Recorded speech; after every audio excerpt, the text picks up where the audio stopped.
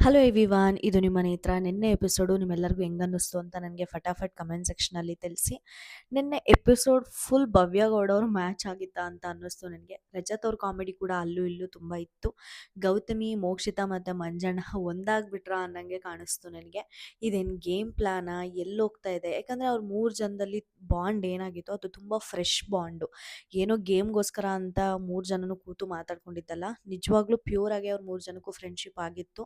ಅದನ್ನು ಬಿಟ್ಕೊಡೋಕ್ಕೆ ಮೋಕ್ಷಿತ ಕೈಲಿ ಆಗ್ತಾ ಇಲ್ವಾ, ಅದಕ್ಕೆ ಮತ್ತೆ ಹೋದ್ರಾ ಅಂತ ಕೂಡ ನನಗೆ ಅನ್ನಿಸ್ತು. ನಿಮ್ಗೆ ಏನು ಅನ್ನಿಸ್ತು ಈ ಮೂರು ಜನನ ಫ್ರೆಂಡ್ಶಿಪ್ಪು ಅಂತ ಕಮೆಂಟ್ ಸೆಕ್ಷನಲ್ಲಿ ತಿಳಿಸಿ. ಮತ್ತು ಎಲ್ಲರೂ ಅನ್ನೋದು ಹನುಮಂತಣ್ಣ ತುಂಬ ಪ್ಯೂರು, ಮನಸ್ಸಲ್ಲಿ ಏನು ಇಟ್ಕೊಳ್ಳಲ್ಲ, ಅಲ್ಲೇದಂಗೆ ಮಾತಾಡ್ತಾರೆ ಅಂತ. ಬಟ್ ನಿನ್ನೆ ನನಗೆ ನೋಡಿದಾಗ ಸಿಕ್ಕಾಪಟ್ಟೆ ಶಾಕ್ ಅಂದರೆ ಶಾಕ್ ಆಯಿತು. ಭವ್ಯ ಅವ್ರನ್ನ ಎಷ್ಟು ಸಲ ಹೋಗಿ ನೀರಲ್ಲಿ ತಳ್ಳಿದ ರೀತಿ ಆಗಿರ್ಬೋದು, ಅವ್ರು ಕೊಟ್ಟಂಥ ರೀಸನ್ ಆಗಿರ್ಬೋದು, ಸಿಕ್ಕಾಪಟ್ಟೆ ಟಾರ್ಗೆಟ್ ಮಾಡ್ತಾರೆ, ಮನಸ್ಸಲ್ಲೇ ಇಟ್ಕೊಂಡು ಮಾತಾಡ್ತಾರೆ. ಮತ್ತು ಅವರು ರ್ಯಾಂಕಿಂಗ್ ಕೊಟ್ಟಾಗ ಕೂಡ ಅವ್ರನ್ನ ಯಾಕೆ ಲೆಸ್ ಪೊಸಿಷನ್ಗೆ ಕೊಟ್ಟರು, ಮತ್ತು ಅವ್ರನ್ನ ಸೇವ್ ಮಾಡೋದಕ್ಕೆ ಅಷ್ಟು ಲೀಸ್ಟ್ ಕಾನ್ಫಿಡೆನ್ಸ್ ಹನುಮಂತುಗೆ ಇತ್ತು ಅಂದರೆ, ನಾನೇನು ಕಂಟೆಂಟ್ ಕೊಟ್ಟಿಲ್ಲ ಅಂದರೆ ನನ್ನನ್ನು ನಾನು ನಾಮಿನೇಟ್ ಮಾಡಿಕೊಂಡ್ರೂ ಪರವಾಗಿಲ್ಲ ಅಂತ ಐಶುಗೆ ಯಾಕೆ ಕೊಟ್ಟರು, ಇದನ್ನೆಲ್ಲ ನಾವು ಅನಲೈಸೇಷನ್ ಮಾಡೋಕ್ಕೆ ನೋಡಿದ್ರೆ ತುಂಬ ಮೈಂಡ್ ಗೇಮ್ ಅಂತೂ ಖಂಡಿತ ಆಡ್ತಾ ಇದ್ದಾರೆ. ನನಗೆ ಪ್ಯೂರ್ ಸೋಲ್ ಅನ್ಸೋದು ಆ್ಯಕ್ಚುಲಿ ಭವ್ಯಗೌಡ ಅವರು ಯಾರ ಬಗ್ಗೆನೂ ಕೆಟ್ಟದಾಗ ಮಾತಾಡಲ್ಲ. ಅವ್ರು ಬುಡಕ್ಕೆ ಹೋಗೋವರೆಗೂ ಬೇರೆಯವ್ರ ವಿಷಯನ ತೆಗ್ದಿರೋದು ಭವ್ಯಗೌಡ ಅವರು ಇಲ್ಲಿವರೆಗೂ ನಾನಂತೂ ಕಂಡಿಲ್ಲ. ಫ್ರೆಂಡ್ಶಿಪ್ ಅಂತ ಬಂದರೆ ತುಂಬ ಜೆನ್ಯೂನಾಗೆ ನಮ್ಮ ಇವ್ರ ಹತ್ರ, ತ್ರಿವಿಕ್ರಮ್ ಅವ್ರ ಹತ್ರ ಜೆನ್ಯೂನಾಗೆ ಫ್ರೆಂಡ್ಶಿಪ್ ಮಾಡಿರೋದನ್ನ ನಾವು ನೋಡ್ತಾ ಇದ್ದೀವಿ. ತ್ರಿವಿಕ್ರಮ್ ಹಿಂದೆ ಮುಂದೆ ಎಲ್ಲೂ ಹೋಗಿ ಮಾತಾಡಲ್ಲ ಭವ್ಯ ಅವರು. ರಜತ್ ಹತ್ರನೂ ಕೂಡ ಅಷ್ಟೇ, ಅವ್ರ ಫ್ರೆಂಡ್ಶಿಪ್ಪು ತುಂಬ ಚೆನ್ನಾಗಿದೆ. ಸೊ ನಿನ್ನೆ ನೋಡಿದಾಗ ಹನುಮಂತು ಮೋಕ್ಷಿತ ಎಷ್ಟು ಅಟ್ಯಾಕ್ ಮಾಡಿದ್ರು ಕೂಡ ನಾನು ಅದಕ್ಕೆ ರೆಡಿಯಾಗಿದ್ದೆ ಅಂತ ತ್ರಿವಿಕ್ರಮ್ ಅವ್ರ ಹತ್ರ ಹೇಳಿದ್ದು ನಾವು ಭವ್ಯಗೌಡವ್ರನ್ನ ನೋಡಿದ್ದೀವಿ. ಅಷ್ಟು ವೆಯ್ಟ್ ಸಿಕ್ಕಿದ್ರು ಕೂಡ ತುಂಬ ಚೆನ್ನಾಗಿ ಬ್ಯಾಲೆನ್ಸ್ ಮಾಡಿಕೊಂಡು ಆಡಿದರು. ಬಟ್ ಅಲ್ಲಿ ಅವ್ರಿಗೆ ಪ್ಲಸ್ ಆಗಿದ್ದೇನು ಅಂದರೆ, ಇವ್ರು ಅಂದ್ಕೊಂಡ್ರು ವೆಯ್ಟ್ಸ್ ಇಟ್ಟರೆ ಕಷ್ಟ ಆಗುತ್ತೆ ಅಂತ. ಅಲ್ಲಿ ಬಿಗ್ ಬಾಸ್ ಅವರು ಕೂಡ ಮೆನ್ಷನ್ ಮಾಡಿರಲಿಲ್ಲ ವೆಯ್ಟ್ಸ್ ಇಟ್ಟರೆ ಗೇಮ್ ಈಸಿ ಆಗುತ್ತೆ, ಕಷ್ಟ ಆಗುತ್ತೆ ಅಂತ. ಬಟ್ ವೆಯ್ಟ್ ಇಟ್ಟಿದ್ದ ಕಾರಣಕ್ಕೋಸ್ಕರನೇ ತುಂಬ ಚೆನ್ನಾಗಿ ಬ್ಯಾಲೆನ್ಸ್ ಆಯಿತು. ಅದಕ್ಕೆ ಅವ್ರಿಗೆ ಪ್ಲಸ್ ಆಯಿತು ಭವ್ಯಗೌಡ ಅವರಿಗೆ. ನ್ಯೂಸು ಕೂಡ ನಿಮ್ಮೆಲ್ಲರಿಗೂ ಗೊತ್ತಾಗಿರುತ್ತೆ, ಭವ್ಯ ಅವ್ರು ಕ್ಯಾಪ್ಟನ್ ಆದರು ಅಂತ. ಸಿಕ್ಕಾಪಟ್ಟೆ ಖುಷಿ ಆಯಿತು. ಒಂದು ಜೆನ್ಯೂನ್ ವ್ಯಕ್ತಿ ಅಂತ ಅನಿಸುತ್ತೆ. ಎಲ್ಲರೂ ಅವ್ರ ಎಕ್ಸ್ಪ್ರೆಷನ್ಗೆ ಬ್ಯಾಡ್ ಕಮೆಂಟ್ಸ್ ಮಾಡ್ತಾರೆ, ಅವ್ರ ಕ್ಯೂಟ್ನೆಸ್ನ ಚಪ್ರಿ ಚಪ್ರಿ ಅಂತಾರೆ. ನನಗಂತೂ ಭವ್ಯಗೌಡ ಅವರು ಸಿಕ್ಕಾಪಟ್ಟೆ ಇಷ್ಟ ಆಗೋರು. ಅವ್ರು ಇರೋ ರೀತಿ, ಅವರು ನಡ್ಕೊಳ್ಳೋ ರೀತಿ, ಅವ್ರು ಗೇಮ್ ಆಡೋ ರೀತಿ ಎಲ್ಲನೂ ಕೂಡ ನನಗೆ ಸಿಕ್ಕಾಪಟ್ಟೆ ಇಷ್ಟ ಆಗುತ್ತೆ. ನಾವು ಎಲ್ಲರಿಗೂ ನಿಯತ್ತಾಗಂತೂ ಇರೋಕ್ಕಾಗಲ್ಲ. ಬಟ್ ನಾವು ಯಾರ ಜೊತೆ ಮಾತಾಡ್ತೀವಿ, ನಾವು ಯಾರು ಫ್ರೆಂಡ್ಸ್ ಅಂತೀವಿ, ಅವ್ರನ್ನ ಯಾವತ್ತೂ ಬಿಟ್ಕೊಡ್ಬಾರ್ದು. ಅವ್ರಿಗೆ ನಾವು ನಿಯತ್ತಾಗಿರಬೇಕು, ಆವಾಗಲೇ ನಾವು ಮನುಷ್ಯರಂತ ಅಂದ್ಕೊಳ್ಳೋದು. ಆ ಥರ ನನಗೆ ಭವ್ಯಗೌಡ ಅವ್ರು ಕಾಣ್ತಾರೆ, ಸಿಕ್ಕಾಪಟ್ಟೆ ಇಷ್ಟ ಆಗ್ತಾರೆ. ನಿನ್ನೆ ಎಪಿಸೋಡಲ್ಲಂತೂ ಸಿಕ್ಕಾಪಟ್ಟೆ ಇಷ್ಟ ಆದರು ನನಗೆ. ಯಾವ ರೀತಿ ಕ್ಯಾಪ್ಟನ್ ಆದರು ಅಂತ ನೋಡೋದಕ್ಕೆ ನಾನಂತೂ ಫುಲ್ ಎಕ್ಸೈಟ್ ಆಗಿದ್ದೀನಿ. ನೀವು ಭವ್ಯಗೌಡರು ಕ್ಯಾಪ್ಟನ್ ಆಗಿದ್ದು ಹೆಂಗೆ ಅನ್ನಿಸ್ತು ಅಂತ ನನಗೆ ಕಮೆಂಟ್ ಸೆಕ್ಷನಲ್ಲಿ ತಿಳಿಸಿ. ವಿಡಿಯೋ ಇಷ್ಟ ಆದರೆ ಲೈಕ್ ಮಾಡಿ, ಸಬ್ಸ್ಕ್ರೈಬ್ ಮಾಡ್ಕೊಂಡಿಲ್ಲ ಅಂದರೆ ಸಬ್ಸ್ಕ್ರೈಬ್ ಮಾಡ್ಕೊಳ್ಳಿ, ನೋಟಿಫಿಕೇಷನ್ ಐಕಾನ್ನ ಎನೇಬಲ್ ಮಾಡ್ಕೊಳ್ಳಿ. ಆವಾಗಲೇ ನಮ್ಮ ವಿಡಿಯೋ ಮಾಡಿದ ತಕ್ಷಣ ನಿಮಗೆ ನೋಟಿಫಿಕೇಷನ್ ಬರೋದು ಅಂತ ಹೇಳ್ತಾ, ಇನ್ನು ನಿನ್ನೆ ಎಪಿಸೋಡು ಬಿಟ್ಟು ಏನಾಯಿತು ಅಂತ ಮಾತಾಡ್ಕೊಂಡು ಹೋಗೋಣ. ನಿಮ್ಮೆಲ್ಲರಿಗೂ ಗೊತ್ತು, ರಜತ್ ಅವ್ರ ತಂಡ ಬಾಲ್ ಟಾಸ್ಕಲ್ಲಿ ವಿನ್ ಆಗಿರುತ್ತೆ. ಸೊ ವಿನ್ ಆಗಿರೋ ತಂಡಕ್ಕೆ ಯಾವುದಾದ್ರೂ ಒಬ್ಬರನ್ನ ಸೇವ್ ಮಾಡುವಂಥ ಆಪರ್ಚುನಿಟಿ ಸಿಗುತ್ತೆ. ಅಲ್ಲಿ ರಜತ್ ಅವರು ತುಂಬ ಮೆಚೋರ್ ಡಿಸಿಷನ್ ತೊಗೊಂಡ್ರು ಅಂತ ಅನ್ನಿಸ್ತು, ಆಯಿತಾ. ಪ್ರತಿಯೊಬ್ಬರು ಹೇಳೋದೇನೆಂದರೆ, ಹನುಮಂತಣ್ಣನ ಸೇವ್ ಮಾಡಬೇಕು, ರಜತ್ ಅವರು ಸೇವ್ ಮಾಡಬೇಕಿತ್ತು, ಇಲ್ಲಿ ರಜತ್ ಅವರು ಮೋಸ ಮಾಡಿದ್ರಾ, ಬಿಗ್ ಬಾಸ್ ಅವ್ರ ತಂಡನೇ ಐಶುನ ಸೇವ್ ಮಾಡ್ಕೊಂಡು ಬರ್ತಾ ಇದೆಯಾ ಅನ್ನೋ ರೂಮರ್ಸ್ ಕೂಡ ಕೇಳಿಸ್ತಾ ಇದೆ, ಆಯಿತಾ. ಬಟ್ ನನಗೇನು ಅನಿಸುತ್ತೆ ಅಂದರೆ, ಅಲ್ಲಿ ಹನುಮಂತಣ್ಣನೇ ನಾನು ನಾಮಿನೇಟ್ ಆದರೂ ಪರವಾಗಿಲ್ಲ ಅಂತ ಪಕ್ಕಕ್ಕೆ ಜರುಗಿದಾದ್ಮೇಲೆ ಇನ್ನು ನಮ್ಮ ರಜತ್ ಅವ್ರು ಏನು ಮಾಡೋಕ್ಕಾಗುತ್ತೆ ಅಲ್ಲಿ. ಮತ್ತು ಅವ್ರ ಎಂಟೈರ್ ಟೀಮ್ ಫುಲ್ ಕ್ಲಿಯರ್ ಆಗಿತ್ತು, ಐದರ್ ಮೋಕ್ಷಿ ಆರ್ ಐಶು ಇವರಿಬ್ಬರಲ್ಲೇ ಯಾರನ್ನಾದ್ರೂ ಒಬ್ಬರನ್ನ ಸೇವ್ ಮಾಡಬೇಕು ಅಂತ. ಯಾಕಂದರೆ ಈ ಸಲ ನಾಮಿನೇಟ್ ಆಗಿರೋದು ರಜತ್ತು, ತ್ರಿವಿಕ್ರಮು, ಹನುಮಂತು. ಸೊ ಇವರೇ ಡಿಸೈಡ್ ಮಾಡ್ಕೊಬಿಟ್ಟಿದ್ದಾರೆ, ಈ ಮೂರು ಜನನೂ ಸ್ಟ್ರಾಂಗು, ಇವರಿಬ್ಬರೇ ವೀಕು ಅನ್ನೋ ಥರ ಇವರೇ ಡಿಸೈಡ್ ಮಾಡ್ಕೊಂಡ್ಬಿಟ್ಟಿದ್ದಾರೆ ಅಂತ ಅನ್ನಿಸ್ತು. ಡೆಫಿನೆಟ್ಲಿ ನನಗನ್ಸೋ ಪ್ರಕಾರ ಈ ಸಲ ತ್ರಿವಿಕ್ರಮ್ನ ಲಾಸ್ಟು ಮೇಯ್ನ್ ಗೇಟ್ವರೆಗೂ ಕರ್ಕೊಂಡು ಬಂದು ತ್ರಿವಿಕ್ರಮ್ಗೆ ಒಂದು ಅಲರ್ಟ್ ಕೊಡೋ ಒಂದು ಪ್ರಯತ್ನ ಖಂಡಿತ ಬಿ ಟೀಮ್ ಮಾಡುತ್ತೆ. ಬೇಕಾದರೆ ನೋಡ್ತಾ ಇರಿ, ನಾನು ಏನಂದೆ ಅಂತೀರಾ. ಎಲಿಮಿನೇಟ್ ಮಾಡೋಂಗೆ ಕಳಿಸ್ಬಿಟ್ಟು ಮತ್ತೆ ತ್ರಿವಿಕ್ರಮ್ನ ಆಚೆ ಕರ್ಕೋತಾರೆ. ಅಂದರೆ ತ್ರಿವಿಕ್ರಮ್ ವೀಕು ಅಂತ ಅಲ್ಲ, ಅವರಿಗೆ ಸ್ವಲ್ಪ ಕಾನ್ಫಿಡೆನ್ಸು ಬೂಸ್ಟು, ನೀನೇ ಎಲ್ಲ. ಇವಾಗ ತ್ರಿವಿಕ್ರಮ್ ಏನು ಅಂದ್ಕೊಂಡಿದ್ದಾರೆ, ನಾನು ಟಫ್ ಕಂಟೆಂಡರ್ ಅಂತ ಅಂದ್ಕೊಂಡಿದ್ದಾರೆ. ಆದರೆ ಅವ್ರು ಕಂಟೆಂಡರೇ, ಟಫ್ ಕಂಟೆಂಡರೇ ಡೆಫಿನೆಟ್ಲಿ. ಬಟ್ ಅವರಿಗೆ ಆ ಮನೋಭಾವನೆ ತೆಗ್ದಾಕಿ ಒಂದು ಸ್ವಲ್ಪ ಓಪನ್ ಅಪ್ ಹಂಗಂಗೆ ಮಾಡೋಕ್ಕೆ ತ್ರಿವಿಕ್ರಮ್ನ ಡೆಫಿನೆಟ್ಲಿ ಬಾಟಮ್ಗೆ ತಂದೇ ತರ್ತಾರೆ ಈ ಸಲ ಬಿಗ್ ಬಾಸ್ ಟೀಮ್ ಅವರು. ಮೋಕ್ಷಿತ್ ಅವರು ಖಂಡಿತ ಸೇವ್ ಆಗ್ತಾರೆ. ಕಿಚ್ಚ ಸರಿಂದ ಡೆಫಿನೆಟ್ಲಿ ಹನುಮಂತು, ರಜತ್ತು ಮತ್ತು ನಮ್ಮ ತ್ರಿವಿಕ್ರಮ್ಗೆ ಕ್ಲಾಸ್ ಅಂತೂ ಪಕ್ಕಾ ಕಾದಿರುತ್ತೆ ಅಂತಲೇ ನನಗನ್ಸುತ್ತೆ.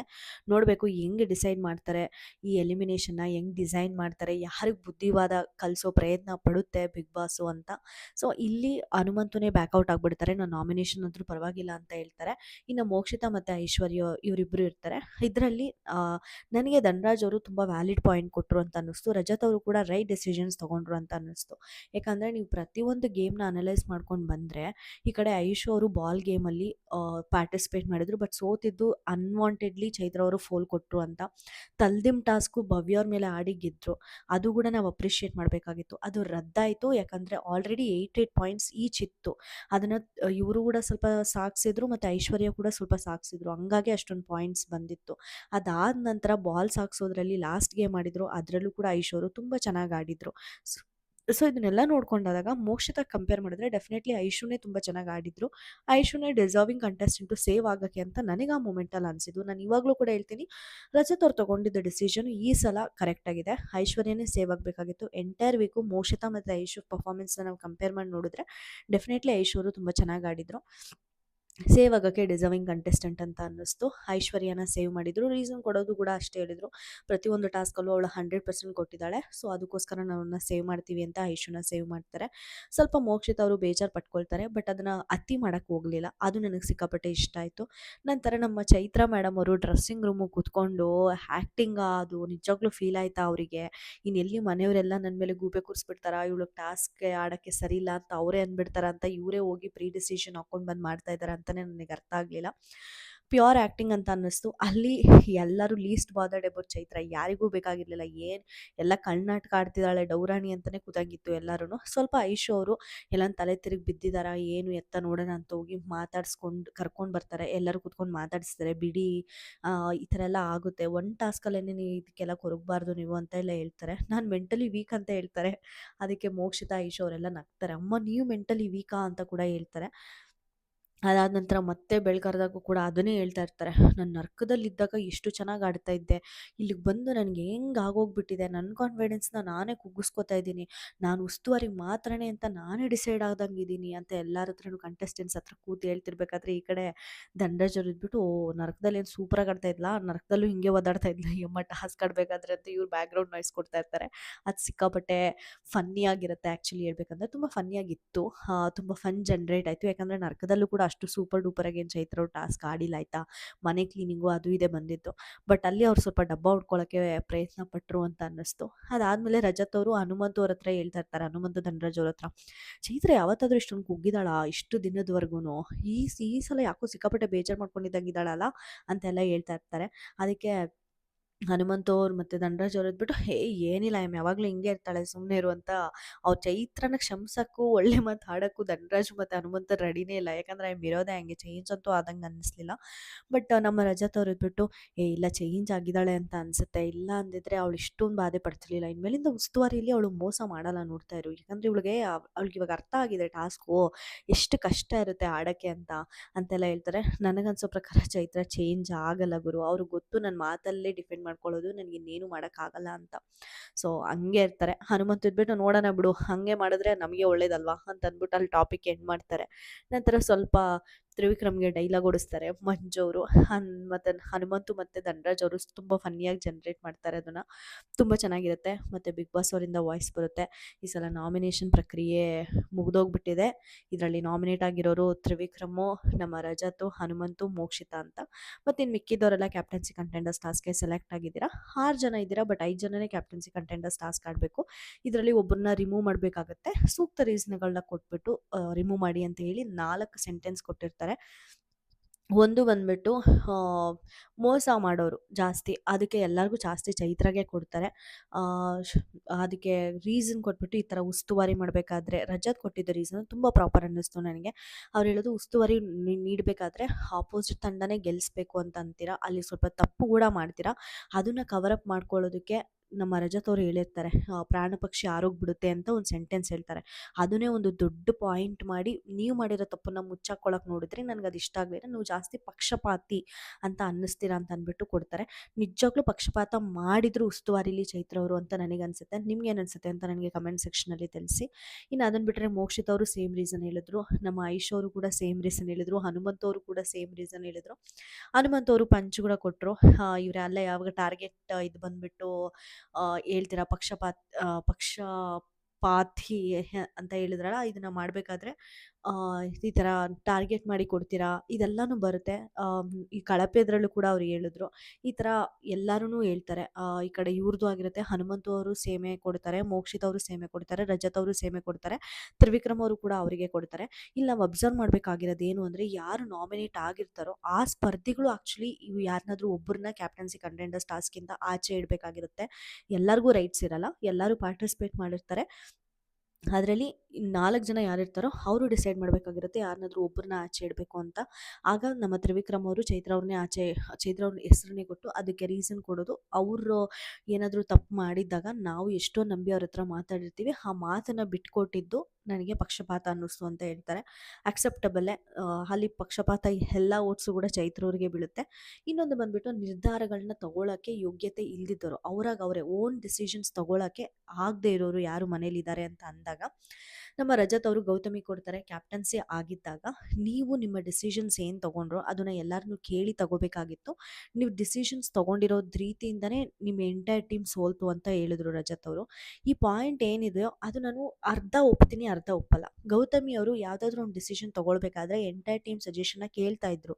But Gautami as a captain ಆಗೂ ಕೂಡ ಯಾರ ಕೆಪಬಿಲಿಟಿ ಏನು ಅಂತ ನೋಡಿ ಅವ್ರ ಒಪಿನಿಯನ್ನು ಕೂಡ ಅಲ್ಲಿಡೋದು ತುಂಬ ಇಂಪಾರ್ಟೆಂಟ್ ಆಗಿತ್ತು. ಅಲ್ಲಿ ಎಡವಿದ್ರು ಅಂತ ಅನ್ನಿಸ್ತು. ಆ ಒಂದು ಪಾಯಿಂಟ್ ರಜತ್ ಅವ್ರು ಏನು ಹೇಳಿದ್ರೋ ಅದನ್ನು ಕರೆಕ್ಟಾಗಿ ಡಿಫೆಂಡ್ ಮಾಡ್ಕೊಳಕ್ಕೆ ಆಗಲಿಲ್ಲ ಅವರಿಗೆ ಅಂತ ಅನ್ನಿಸ್ತು. ಬಟ್ ಪಾಯಿಂಟ್ ಹೇಳಿದಂತೂ ಖಂಡಿತ ಕರೆಕ್ಟು. ಇನ್ನು ಅದನ್ನು ಬಿಟ್ಟರೆ ಹನುಮಂತ್ ಅವರು ಭವ್ಯ ಅವ್ರ ಹೆಸರನ್ನೇ ಹೇಳಿದ್ರು. ಆ ಒಂದು ಪಾಯಿಂಟ್ಸ್ ಕಲೆಕ್ಟ್ ಮಾಡ್ಕೊಳ್ಳೋದು ಏನಿತ್ತು ಟಾಸ್ಕು, ಅದರಲ್ಲಿ ಭವ್ಯ ಅವ್ರ ಇದೇನೂ ಇರಲಿಲ್ಲ, ಕಾಂಟ್ರಿಬ್ಯೂಷನ್ ಏನೂ ಇರಲಿಲ್ಲ. ಮತ್ತು ಕ್ಯಾಪ್ಟನ್ಸಿ ಆದಾಗೂ ಕೂಡ ಅವರು ಚೆನ್ನಾಗಿ ಮಾಡಲಿಲ್ಲ ಅನ್ನೋ ಒಂದು ರೀಸನ್ ಇಟ್ಕೊಂಡು ಭವ್ಯ ಅವ್ರನ್ನ ನಿರ್ಧಾರ ತಗೊಳ್ಳೋಕ್ಕೆ ಯೋಗ್ಯತೆ ಇಲ್ಲ ಅಂತ ಹೇಳ್ತಾರೆ ಹನುಮಂತು ಅವರು ಗೇಮ್ ಅಬ್ಸರ್ವ್ ಮಾಡ್ತಿದ್ದಾರೆ, ಖಂಡಿತ ನಿಜ ಆಯಿತಾ. ಬಟ್ ಅವ್ರು ಹೇಳೋ ಅಂಥ ಪಾಯಿಂಟು ಅಲ್ಲಿ ಅಷ್ಟೊಂದು ಜನ ನಿಂತಿದ್ದಾರೆ ಆಯಿತಾ. ಅವರು ಟೀಮಲ್ಲಿ ಐಶು ಅವ್ರು ಆಡಿರೋದ್ರಿಂದ ನಮ್ಮ ಟೀಮಲ್ಲಿ ಯಾರಾದರೂ ಒಬ್ರು ಹೋಗಬೇಕು ಅನ್ನೋದು ಖಂಡಿತ ಹನುಮಂತವ್ರಿಗಿರುತ್ತೆ. ಸೊ ಐಶು ಕೊಡದೇ ಇರೋದಕ್ಕೆ ಒಂದು ರೀಸನ್ ಇದೆ. ಬಟ್ ಅವರಿಗೆ ಚೆನ್ನಾಗಿ ಗೊತ್ತು ಮಂಜಣ್ಣ ಮತ್ತು ಗೌತಮಿ ಇವರಲ್ಲೂ ಕೂಡ ವೀಕ್ನೆಸ್ ಪಾಯಿಂಟ್ ಇದೆ, ನಿರ್ಧಾರ ತಗೊಳ್ಳೋಕ್ಕೆ ಇವರು ಕೂಡ ಎಡುತ್ತಾರೆ ಅನ್ನೋದು ಹನುಮಂತ ಅವ್ರಿಗೆ ತುಂಬ ಚೆನ್ನಾಗಿ ಗೊತ್ತಿದೆ. ಬಟ್ ಆದರೂ ಕೂಡ ಇಲ್ಲಿ ಭವ್ಯ ಅವ್ರನ್ನ ಯಾಕೆ ಟಾರ್ಗೆಟ್ ಮಾಡ್ತಿದ್ದಾರೆ ಅಂದರೆ, ಭವ್ಯ ಅವರು ಲೀಸ್ಟ್ಗೆ ಹೋಗಿ ಸೇವ್ ಆಗ್ತಿರೋದ್ರಿಂದ ಇವ್ರನ್ನ ನಾವು ಎದುರಾಕೊಂಡ್ರೆ ನನಗೇನು ಪ್ರಾಬ್ಲಮ್ ಆಗಲ್ಲ ಅನಿಸುತ್ತೆ. ಆಚೆ ಅವ್ರಿಗೆ ಅಷ್ಟೊಂದು ಫ್ಯಾನ್ ಬೇಸ್ ಇಲ್ಲ. ಸೊ ಈ ನಾನು ಇವ್ರನ್ನ ಟಾರ್ಗೆಟ್ ಮಾಡಿದ್ರೆ ನನಗೆ ಅಷ್ಟು ನೆಗೆಟಿವಿಟಿ ಬರಲ್ಲ ಅಂತ ಫುಲ್ ಶಾರ್ಪ್ ಮೈಂಡ್ಗೆ ಮಾಡ್ತಿದ್ದಾರೆ ಹನುಮಂತ ಅವರು ಅಂತ ಮಾತ್ರ ನನಗೆ ಅನ್ನಿಸ್ತು. ಹನುಮಂತ ಅವರು ಅದೇ ಕೊಡ್ತಾರೆ. ಮೋಕ್ಷಿತ್ ಅವರು ಕೂಡ ಅವ್ರಿಗೆ ಕೊಡ್ತಾರೆ. ನೀವು ಕ್ಯಾಪ್ಟನ್ ಆದಾಗ ಜಾಸ್ತಿ ತ್ರಿವಿಕ್ರಮ್ ಮೇಲೆ ಡಿಪೆಂಡ್ ಆಗ್ತಾ ಇದ್ರಿ, ಒಂದು ಡಿಸಿಷನ್ಸ್ ತೊಗೊಳ್ಬೇಕಾದ್ರೇ ಪ್ರತಿಯೊಂದಕ್ಕೂ ಅವ್ರ ಮೇಲೆ ಜಾಸ್ತಿ ಡಿಪೆಂಡ್ ಆಗ್ತಾ ಇದ್ದೀರಾ ನೀವು ಅಂತ ನನಗನ್ನಿಸ್ತು ಅಂತ ಹೇಳ್ತಾರೆ. ಮತ್ತು ತುಂಬ ರೂಡಾಗೂ ಕೂಡ ಮಾತಾಡ್ತೀರಾ ಅಂತ ಕೂಡ ಹೇಳ್ತಾರೆ. ಅದಕ್ಕೆ ನಮ್ಮ ಭವ್ಯ ಅವರು, ನಾನು ಡಿಸಿಷನ್ಸ್ ತೊಗೊಂಡಿದ್ದು ಎಷ್ಟೊಂದು ಸಲ ನಾನು ಕ್ಯಾಪ್ಟನ್ ಆದಾಗ ನಿಮ್ಮ ಹತ್ರ ಮಾತಾಡಿನೇ, ತ್ರಿವಿಕ್ರಮ್ ಹತ್ರ ಮಾತಾಡಿಯಲ್ಲ, ನಿಮ್ಗೆ ಹಿಂಗೆ ಅನ್ನಿಸ್ತಾ ಅಂದರೆ ನಾನೇನು ಮಾಡೋಕ್ಕಾಗಲ್ಲ ಅಂದ್ಬಿಟ್ಟು ಅಲ್ಲಿ ಶಾರ್ಟ್ ಆ್ಯಂಡ್ ಸ್ವೀಟಾಗಿ ಎಂಡ್ ಮಾಡ್ತಾರೆ. ಅದನ್ನು ಅಕ್ಸೆಪ್ಟ್ ಮಾಡ್ತಾರೆ. ಹನುಮಂತ್ ಅವ್ರು ಎಷ್ಟು ಜೋರಾಗಿ ತಳ್ಳಿದ್ರು ಅಂದರೆ ಭವ್ಯ ಅವ್ರನ್ನ ಸಿಕ್ಕಾಪಟ್ಟೆ ಜೋರಾಗಿ ತಳ್ಳಿದ್ರು ಆಯಿತಾ. ನನಗೆ ಸಿಕ್ಕಾಪಟ್ಟೆ ಬೇಜಾರಾಯಿತು ಗುರು. ಮತ್ತು ತ್ರಿವಿಕ್ರಮ್ ಅವರು ಡಿಸಿಷನ್ಸ್ ತೊಗೊಳಕ್ಕೆ ಎಡುತ್ತಾರೆ ಅಂದಾಗ ಮಂಜಣ್ಣಂಗೆ ಕೊಟ್ಟರು. ಅವ್ರು ರಾಜ ಆದ ಒಂದು ಟಾಸ್ಕಲ್ಲಿ ಎಲ್ಲರ ಹತ್ರನೂ ಮಾತಾಡಿ ಆ ಒಂದು ಡಿಸಿಷನ್ನ ತೊಗೊಳ್ಬೇಕಾಗಿತ್ತು. ಬಟ್ ನೀವು ಸಿಂಹಾಸನನ ಹೋಗಿ ಡೈರೆಕ್ಟಾಗಿ ಅಟ್ಯಾಕ್ ಮಾಡಿದ್ದು ನನಗೆ ಆ ಮೂಮೆಂಟಲ್ಲಿ ಇಷ್ಟ ಆಗಲಿಲ್ಲ ಅಂತ ಅಂದ್ಬಿಟ್ಟು ಮಂಜಣ್ಣಂಗೆ ಕೊಡ್ತಾರೆ. ಈ ಪಾಯಿಂಟ್ ಕೂಡ ನಾವು ಒಪ್ಕೊಳ್ಬಹುದು ಆಯಿತಾ.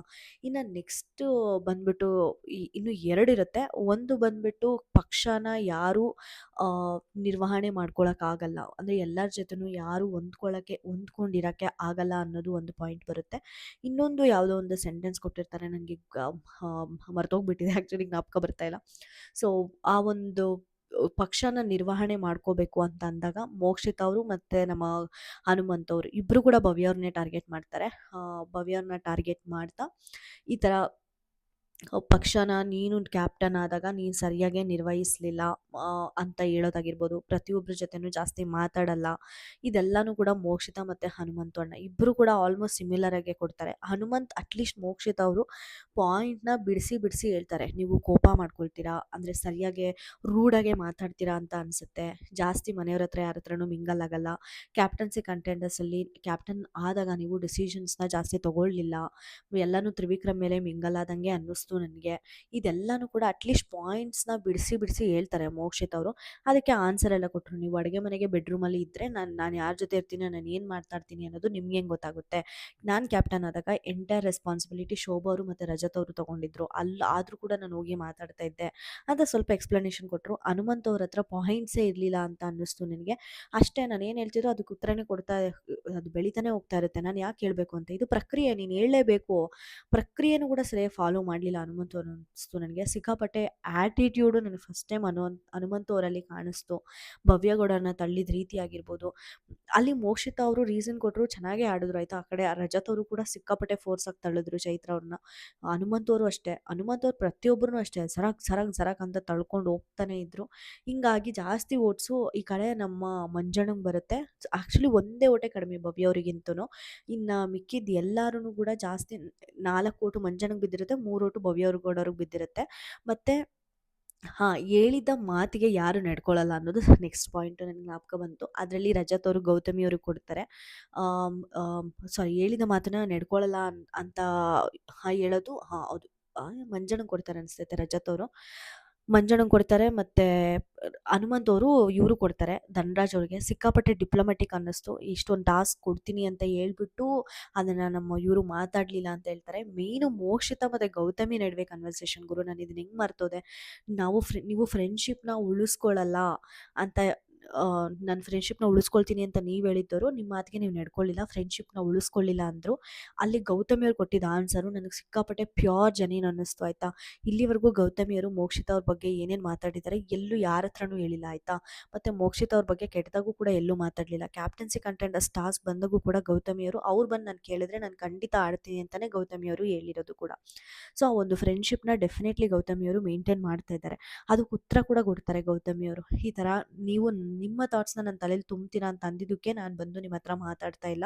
ಇನ್ಫ್ಯಾಕ್ಟ್ ನೀವು ಏನು ಯೋಚನೆ ಮಾಡ್ತಿರ್ತೀರಾ ಅನ್ನೋದನ್ನ ನಾನು ಪ್ರತಿಕ್ಷಣ ಯೋಚನೆ ಮಾಡ್ತಾ ಇರ್ತೀನಿ. ನಿನ್ನೆ ನಾಮಿನೇಷನಿಂದ ತೆಗೆದಿಟ್ಟಾಗೂ ಕೂಡ ನಾನು ಬಂದು ನಿಮ್ಮನ್ನು ಸಮಾಧಾನ ಮಾಡೋಕ್ಕೆ ಬಂದಾಗ ನೀವು ಹೇಳಿರೋ ಮಾತು ನನಗೆ ಜ್ಞಾಪಕ ಬಂತು. ಅದಕ್ಕೋಸ್ಕರನೇ ನಾನು ದೂರ ಉಳಿದೆ. ಇಲ್ಲಿವರೆಗೂ ಫ್ರೆಂಡ್ಶಿಪ್ನ ನಿಭಾಯಿಸ್ತಿರೋದು ಅಂದರೆ ನಾನು ಮಾತ್ರನೇ ಅಂತ ಗೌತಮಿ ಹೇಳಿದ್ದ ಮಾತುಗಳು ನನಗೆ ಖಂಡಿತ ನಿಜವಾಗ್ಲೂ ತುಂಬ ಜೆನ್ಯೂನ್ ಅಂತ ಅನ್ನಿಸ್ತು ನನಗೆ. ಇನ್ನು ಕೊಟ್ಟಿದ್ದ ಮಾತಿಗೆ ತಪ್ಪೋರು ಅನ್ನೋದು ಅದೇ ಧನರಾಜ್ ಅವರು ಕೊಡ್ತಾರೆ. ನಮ್ಮ ತ್ರಿವಿಕ್ರಮ್ ಅವರು ಮಂಜಣ್ಣಂಗೆ ಕೊಟ್ಟಂಗೆ ನನಗೆ ಅನಿಸುತ್ತೆ. ಯಾಕಂದರೆ ಒಂದೊಂದು ಮಾತನ್ನ ತುಂಬ ನಂಬಿ ಹೇಳಿರ್ತೀವಿ ಮಂಜಣ್ಣ, ಅದನ್ನು ನೀವು ಹೋಗಿ ಆಚೆ ಹಾಕಿದ್ದು ನನಗೆ ಸ್ವಲ್ಪ ನಂಬಿಕೆ ದ್ರೋಹ ಅಂತ ಅನ್ನಿಸ್ತು ಅಂತ ಹೇಳ್ಬಿಟ್ಟು ಮಂಜಣ್ಣಂಗೆ ಕೊಡ್ತಾರೆ. ರಜತ್ ಅವರು ನನಗೆ ಯಾರು ಕೊಟ್ಟರು ರಜತ್ ಅವರು ನಂಬಿಕೆ ದ್ರೋಹ ಅನ್ನೋದನ್ನ ಮೋಸ್ಟ್ಲಿ ಚೈತ್ರ ಅವರು ಕೊಟ್ಟರೆ ಜ್ಞಾಪಕ ಬರ್ತಾಯಿಲ್ಲ. ಬಟ್ ಹೈಯೆಸ್ಟ್ ಓಟ್ಸ್ ಅಂತೂ ನಮಗೆ ಇವ್ರಿಗೆ ಬೀಳುತ್ತೆ, ಮಂಜಣ್ಣ ಅವರಿಗೆ. ಜಸ್ಟ್ ಮಿಸ್ಸು ಭವ್ಯಗೌಡ ಅವರು, ಇಲ್ಲಾಂದ್ರೆ ಅಲ್ಲೇ ಔಟ್ ಆಗೋಗ್ಬಿಟ್ಟಿರೋರು. ಬಟ್ ನೋಡಿ ಲಕ್ಕು, ಇವತ್ತು ಕ್ಯಾಪ್ಟನ್ನು. ಹಾರ್ಡ್ ವರ್ಕು ಯಾವತ್ತೂ ನಮಗೆ ಇದು ಕೊಟ್ಟೇ ಕೊಡುತ್ತೆ ಅನ್ನೋದಕ್ಕೆ ಭವ್ಯ ಅವರೇ ಎಕ್ಸಾಂಪಲ್ಲು.